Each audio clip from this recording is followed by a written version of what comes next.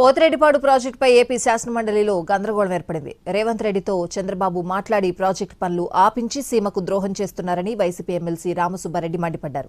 గతంలో ఏ సీఎం చేయలేనంత ద్రోహం జగన్ చేశారని మంత్రి నిమ్మల కౌంటర్ ఇచ్చారు.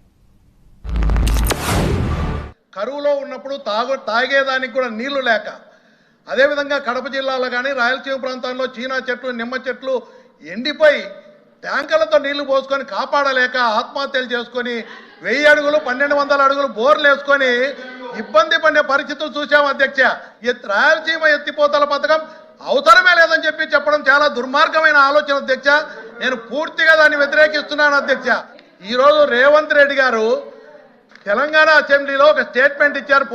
రాయలసీమ ఎత్తిపోతల పథకాన్ని మేము ఆపినాము, చంద్రబాబు నాయుడు గారితో ఏకాంతంగా సమావేశమై ఆపినామని చెప్తే ప్రజలందరూ కూడా చూశారు అధ్యక్ష. దీన్ని ఖండిస్తారని ముఖ్యమంత్రి గారు కానీ ఇరిగేషన్ మినిస్టర్ గారు కానీ ఇది ఖండించి దీన్ని చేస్తారని చెప్తామనుకుంటే ఈ రాయలసీమ ఎత్తిపోతల పథకమే అనవసరం అని చెప్పడం చాలా దుర్మార్గం అధ్యక్ష.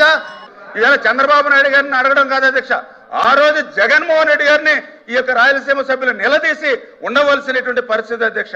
ఎందుకు ఈ మాట చెప్తున్నానంటే అధ్యక్ష, ఈ రోజు నేను కూడా చూశాను అధ్యక్ష, ఇరిగేషన్ శాఖ మంత్రిగా ఏదైతే ఈ యొక్క రాయలసీమ లిఫ్ట్ పేరు చెప్పి ఏదైతే గొంతులు మట్టి వచ్చేటువంటి పనులు చేసి ఒక్క చుక్క నీరు వీళ్ళు తీసుకురాలేదు అధ్యక్ష. 5 సంవత్సరాల్లో మట్టి పనులు చేశారు, 900 కోట్ల రూపాయలు బిల్లు చేసుకున్నారు అధ్యక్ష. ఒక్క చుక్క నీరు అక్కడ కూడా రాలేదు అధ్యక్ష. అంటే వీళ్ళు చేసినటువంటి పనులు చూస్తూ ఉంటే కేవలం ఏదైతే డబ్బులు జేబులు నింపుకోవడానికే పనులు తప్ప రాయలసీమ చిత్తశుద్ధి కోసం పనిచేసినట్టుగా అక్కడ కనపడలేదు అధ్యక్ష. నాకు తెలుసుండి రాయలసీమకు ఏ ముఖ్యమంత్రి చేయనటువంటి ద్రోహం జగన్మోహన్ రెడ్డి చేశాడు అధ్యక్ష.